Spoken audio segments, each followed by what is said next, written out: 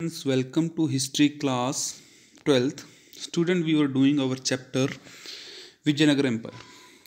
So we will discuss fortification and roads. So fortification and roads में हम देखते हैं कि जो शहर था, आपको पहले बताया गया शहर जो था एक वो काफ़ी अच्छा शहर था। तो फोर्टिफिकेशन का मतलब क्या होता है? किलेबंदी।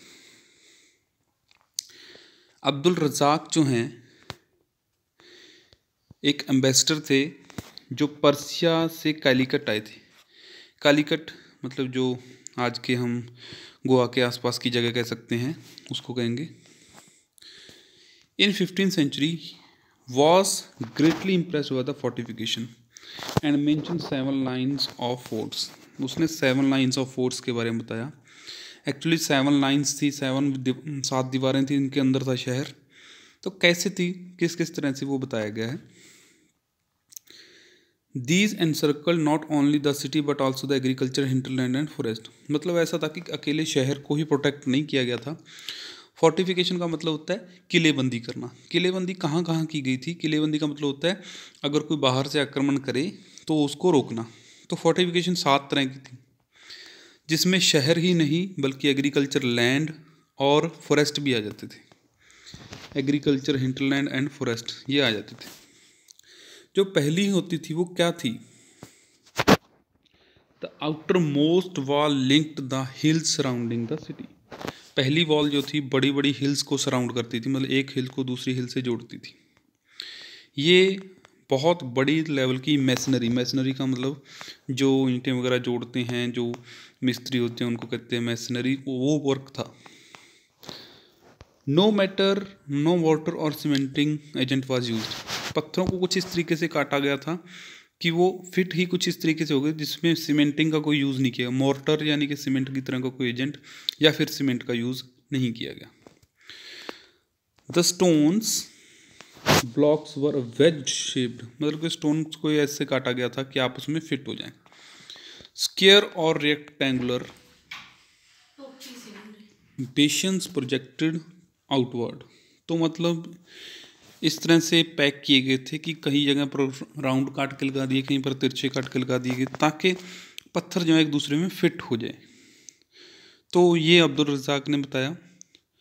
Which was the most significant, what was the most significant about the fortification is that it is closed agriculture tract। मतलब कि एग्रीकल्चर लैंड को भी बचाया गया था, फोर्टिफाई किया गया था। Between the first, second and third walls there were cultivated field। तो यहाँ पर कल्टिवेटेड फील्ड थे, गार्डन थे, हाउसेस थे।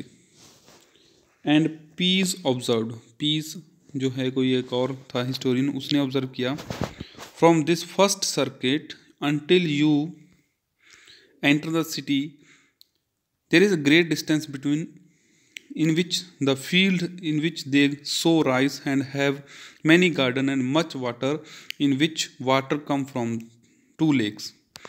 तो वो कहता है कि यहाँ पर हम अगर एंटर करते हैं, सिटी की तरफ एंटर करते हैं, तो काफ़ी लंबा एरिया है जो प्रोटेक्टेड एरिया है, जहाँ पर राइस उगाते हैं वो लोग, गार्डन है उनके, बहुत सारा वाटर है। और ये कहाँ से आता है? 2 लेक से आता है। So these statements have been corroborated by the present day archaeologists who have also found the evidence of agriculture tracks between sacred center। तो आज के जो आर्कियोलॉजिस्ट हैं वो भी इसके साथ अप्रिशिएट करते हैं, इस एविडेंस के साथ जो पहले उन्होंने जो कहा उनके साथ ये भी अप्रिशिएट करते हैं कि हाँ ऐसा कुछ था। एग्रीकल्चर के एविडेंस भी मिले हैं। सैक्रेड सेंटर, यानी सैक्रेड सेंटर का मतलब ये है कि जहाँ पर राजा का पैलेस था या फिर कोई मंदिर था। This tract was serviced by elaborated canal system drawing water from Tungabhadra. तो ये सारे के सारे एग्रीकल्चर फील्ड जो है, पानी कहाँ से लाया जाता था?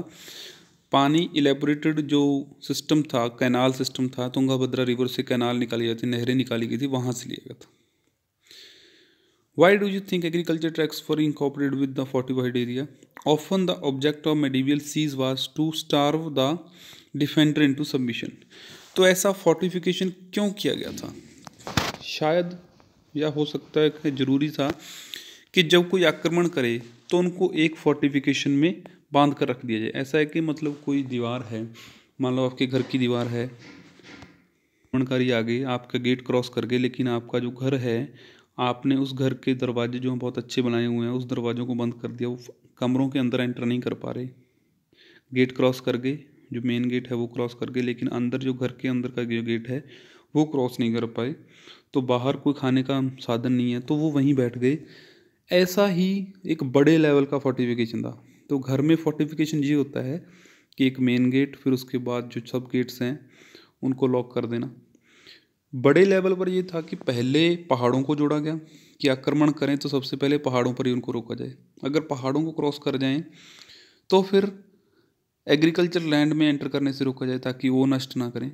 अगर उसमें एंटर कर जाएं तो एग्रीकल्चर लैंड से शहर में एंटर ना करें। इस तरह से मतलब कि किसी भी आक्रमणकारी को भूखा मारने और उसको सबमिशन तक ले जाने में ये फोर्टिफिकेशन हेल्प करती थी। तो काफ़ी अच्छा मेथड था।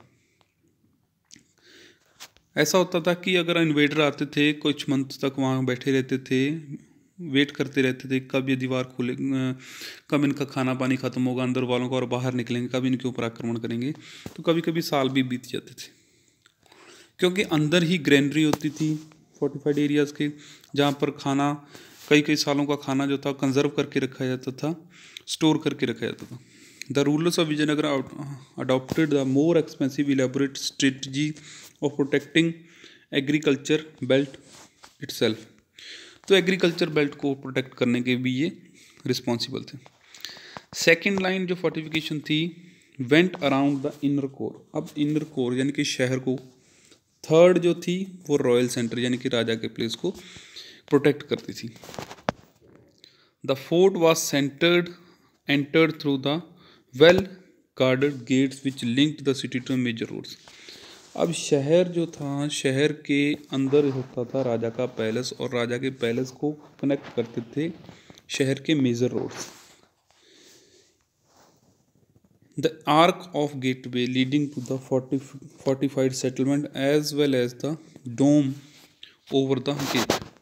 मतलब जहाँ पर एंट्री होती थी वहाँ पर आर्क बनी थी। आर्क का मतलब क्या था, गोल दरवाजे। और ऐसा लगता है कि ये जो गोल दरवाजे हैं टर्की सल्तनत से इसका स्टाइल लिया गया। Art historian refer to this style of Indo Islamic, और आर्ट हिस्टोरियन कहते हैं कि इंडो इस्लामिक जो सिस्टम था उसको फॉलो किया उन्होंने। Archaeologists have studied road within the city and leading out from it. These have been identified the tracing path through the gateway, as well as by the road pavement. Road generally wound around through the valley, avoiding rocky terrain. Some of the most important road extended from temple gateway and were lined by bazaar. तो roads जो थे सारे शहर को connect करते थे, ऐसा archaeologist ने फाइंड आउट किया है। अर्बन कोर क्या थी इसके बारे में हम नेक्स्ट वीडियो में पढ़ेंगे। तो तब तक आप इस वीडियो को देखिए। Thank you.